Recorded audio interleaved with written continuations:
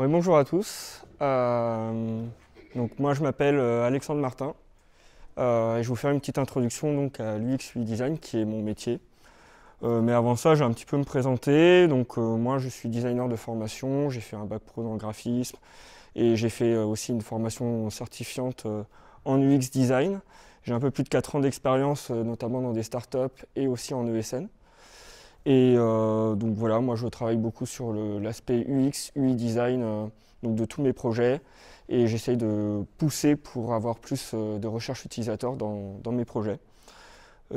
Combat qui est assez difficile, je vous cache pas. Mais là je vais plutôt vous présenter donc ce que c'est mon métier. Donc pour faire simple, on a l'UX UI design, mais déjà je vais écarter le mot design qui en fait veut dire la conception. Donc c'est juste concevoir une chaise, une interface. Donc dans le web, ce sera plutôt des interfaces, mais dans le monde réel aussi, on peut aussi faire du mobilier, n'importe quoi. Une file d'attente dans un musée, c'est de la conception aussi. Donc voilà. Donc au final, je vais me concentrer plutôt sur l'aspect UX, UI.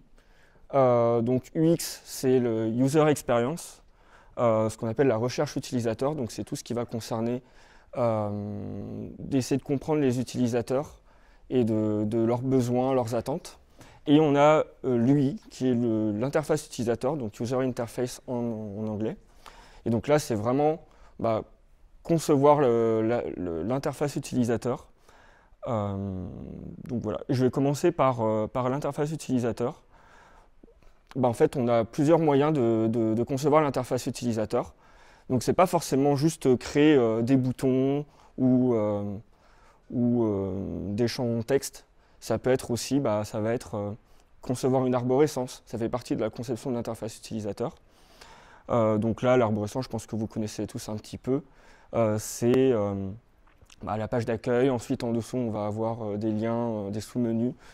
Ça peut être par exemple sur un site e-commerce, on va avoir les fiches produits qui vont se succéder les unes en dessous des autres. Voilà. Ensuite, on a un autre outil qui permet de concevoir des interfaces utilisateurs, c'est par exemple les ateliers de co-conception. Donc là, on va réunir les utilisateurs et on va faire des ateliers, notamment, moi je pense à un atelier qui s'appelle le Crazy 8. On va prendre chaque utilisateur et individuellement, en 8 minutes, et toutes les minutes, ils vont devoir concevoir une interface par minute sur un bout de papier. Et à chaque minute qui passe, on va concevoir une nouvelle interface. Ensuite, ils vont avoir 5 minutes pour concevoir une interface un peu plus généraliste. Et enfin, 5 autres minutes pour faire ce qu'on appelle un parcours utilisateur.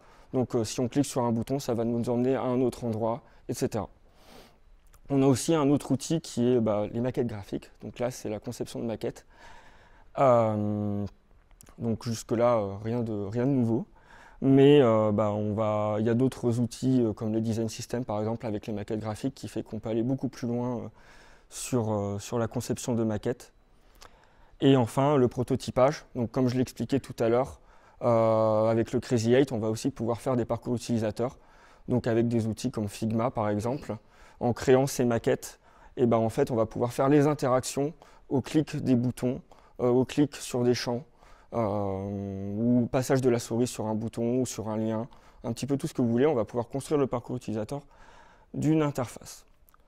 Maintenant, j'ai envie de vous demander un truc, c'est qu'on a l'interface utilisateur, mais par exemple si je prends cette chaise et je la mets dans un contexte d'un musée, vous allez dire « Oh, elle est intéressante cette chaise ».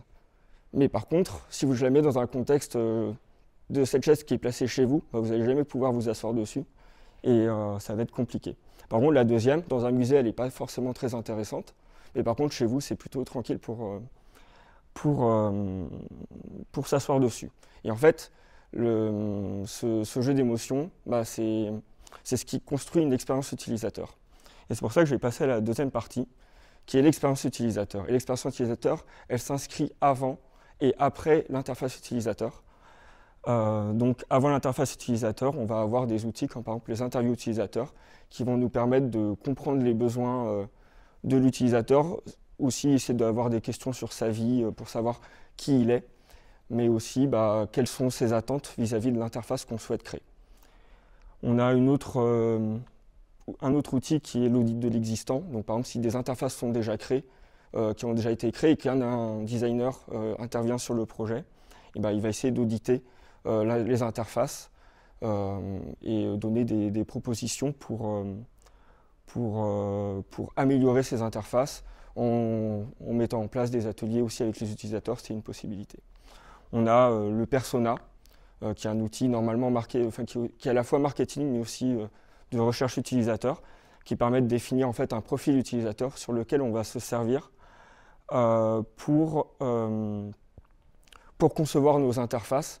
Donc on va avoir un petit peu des informations comme son humeur, ça a un petit peu son parcours de vie, et ça va permettre de vraiment travailler avec ce persona pour concevoir les interfaces. On a aussi le benchmark qui permet d'étudier un petit peu la concurrence. Donc c'est des outils classiques au final, hein, mais en fait on va regarder les applications concurrentes ou les plateformes concurrentes qu'on souhaite créer et se dire en fait ça c'est bien ce qui a été fait. Pourquoi pas essayer de nous reprendre ces informations-là pour améliorer ou créer nos interfaces. Donc ça c'est pour l'aspect avant l'interface utilisateur, mais aussi pour l'aspect après l'interface utilisateur. Et là, en fait, on va avoir nos interfaces utilisateurs qu'on va pouvoir faire tester auprès des utilisateurs. Donc si je prends par exemple un parcours d'utilisateur, on va le faire tester par les utilisateurs. On va, pendant une cinquantaine de minutes, on va lui dire tu dois aller télécharger cette fiche produit et on le met sur la page d'accueil et il doit se débrouiller. Voilà. Et en fait, on va le faire parler pour avoir des retours.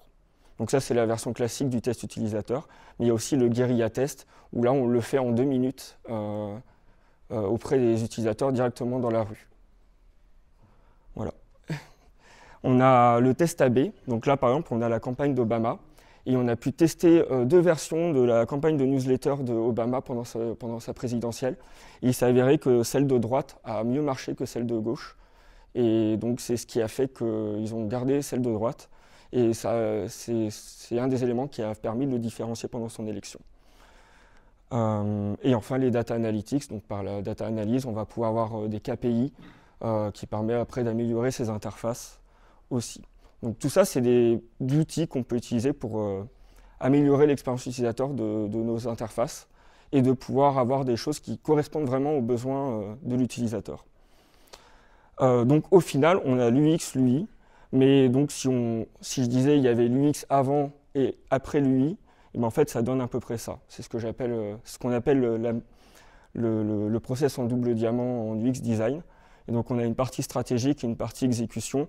Et en fait, finalement, la conception de maquettes, ça représente qu'une seule petite part, qui est les maquettes graphiques en outils dans la partie UI. Mais avant, on va découvrir, définir, prototyper, tester. Et on va avoir tout un tas d'outils qu'on va pouvoir se servir pour la conception d'une interface. Et un petit peu pour recoller avec les développeurs, en interface utilisateur, on a des petites similitudes, notamment quand nous on conçoit des interfaces utilisateurs sur Figma, et nous on a un process aussi de versionning.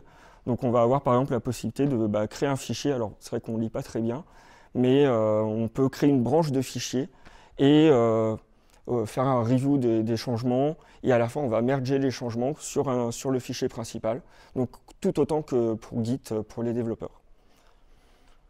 On a aussi le système de composants sur Figma, où là en fait on va avoir par exemple là c'est le champ texte de Material Design, donc qui est le design system de Android, et en fait tout à droite on va avoir des petites propriétés qu'on va pouvoir se servir pour changer l'interface. Et quand on va dupliquer ce composant et qu'on modifie le composant principal, ça va se répliquer partout dans tous les autres composants qu'on a dupliqués sur les interfaces sur Figma.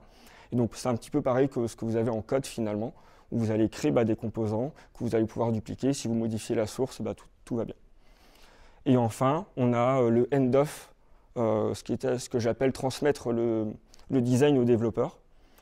Donc pour ça, en fait, on a un petit outil qui s'appelle Figma Dev Mode, dans Figma, les développeurs vont pouvoir venir un petit peu voir le code de ce qu'on a créé. et avoir des informations sur ce qu'on a créé pour pouvoir concevoir leurs interfaces. Et notamment avec tout ce qui est design system, il va y avoir des éléments comme les couleurs, les tokens, voilà, des choses comme ça qui sont référencées. Et il y a un plugin Figma qui est maintenant disponible sur VS Code aussi, qui permet d'aider à la conception des interfaces quand on transmet les interfaces aux développeurs. Voilà, merci à vous.